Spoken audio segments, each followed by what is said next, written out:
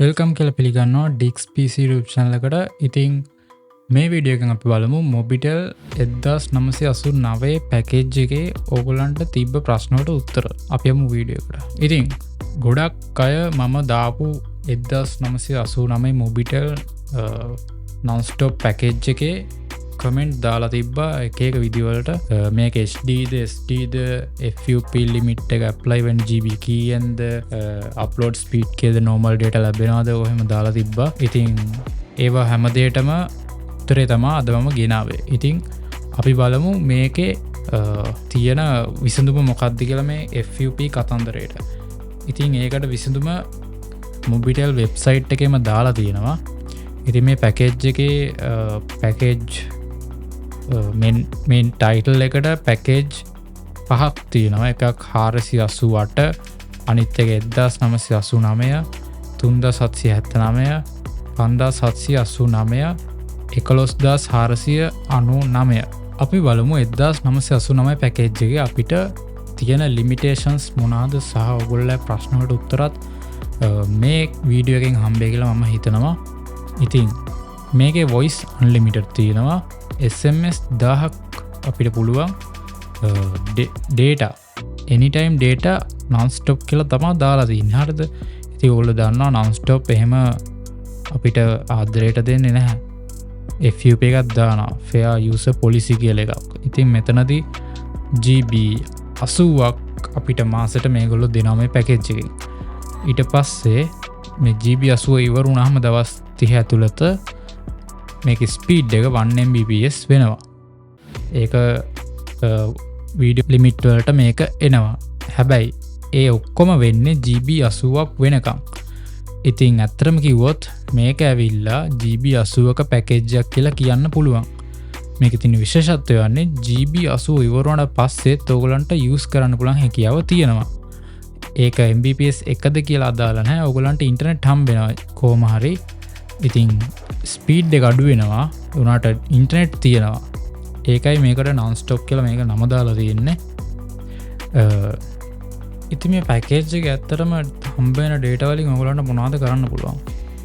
මේ පැකේජ් එකේ හම්බෙන data ඔයගලන්ට ඕන දෙයකට use කරන්න පුළුවන්. GB 80ක් වෙනකන් සහ 1 Mbps එකත් ඕනම site එකකට යන්න පුළුවන්. ඕනම දෙයක් download කරන්න ඕන දෙයකට use කරන්න පුළුවන්. එකම ප්‍රශ්නේ මේ පැකේජ් එකේ තියෙන්නේ GB 80යි ඔයගලන්ට හම්බෙන්නේ. ඉතින් මේ GB 80 වෙනකම් මේ SIM එක normal විදියට full speed එකෙන් ඔයගොල්ලෝන්ට තියෙන signal ප්‍රමාණය අනුව ඒක වැඩ කරනවා. ඊට පස්සේ ඔයගලන්ට 1 Mbps යනවා මේ GB 80 ඉවරනට පස්සේ. ඉතින් ඒක විතරයි මේ පැකේජ් එකේ තියෙන එකම ලිමිට් එක. ඉතින් ඇත්තටම Mobitel එකේ සාමාන්‍යයෙන් 2000ට මට මතක විදියට පැකේජ් එකක් තියෙනවා GB 60ක. ඉතින් ඒක දානවට වඩා මේක දාන එක ඇත්තටම ගොඩක් ලාභයි. මොකද මේක GB 80ක් හම්බ වෙනවා, voice unlimited තියෙනවා, SMS 1000ක් තියෙනවා. මේ වගේ ගොඩක් වාසි තියෙන හින්දා මේ පැකේජ් එක දාන එක ලාභයි ඒකට වඩා. ඉතින් ඕගොල්ලන්ට තියෙන ප්‍රශ්නේ තමයි මේ පැකේජ් එක දාලා ගේම් ඩවුන්ලෝඩ් කරන්නයි වීඩියෝ බලන්න හැමදේම මාසෙටම කරන්න පුළුවන්ද කියන එක. ඉතින් මේක මතක තියාගන්න ඕනේ. මේක ඇවිල්ලා SIM එකකට එන පැකේජ් එකක්. SIM එක දාන්නේ ෆෝන් එකකට. එතකොට ෆෝන් එක අපි daily use කරන average ගානකට තමයි මේ පැකේජ් එක හදලා තියෙන්නේ. ඉතින් එතනදී ඔයගොල්ලෝ මේ පැකේජ් එක ෆෝන් එකට දාලා ගේම් ඩවුන්ලෝඩ් කරන්න, YouTube වීඩියෝ බලන්න, TikTok බලන්න හැමදේම කරද්දී මේකේ ඔයගොල්ලෝ හිතන දේවල් කරන්න බෑ කොහොමත් මේ 2000ට. හරිද? ඉතින් data වලට යම්කිසි මිලක් තියෙනවා 1 MB එකට. ඉතින් ඒ ගානට මේගොල්ලෝ මේ පැකේජ් හදලා තියෙන්නේ මාකට් එකේ දැනට තියෙන පැකේජ් වල ප්‍රයිස් උත් එක්ක.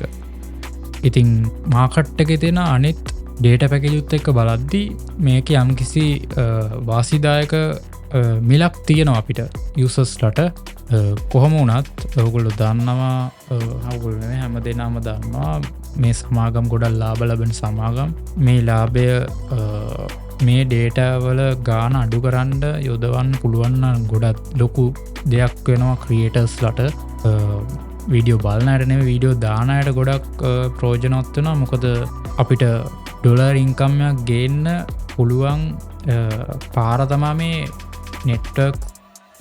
නෙට්වර්ක් වෙන එක ගලෝබලයිසේෂන් වෙන එක ති මෙතනද අපිට ඉන්ටනෙට්වල ප්‍රයිස් අඩුවෙනවා කියන්න ඩේට ප්‍රයිස් අඩුවෙනවා කියන්නේ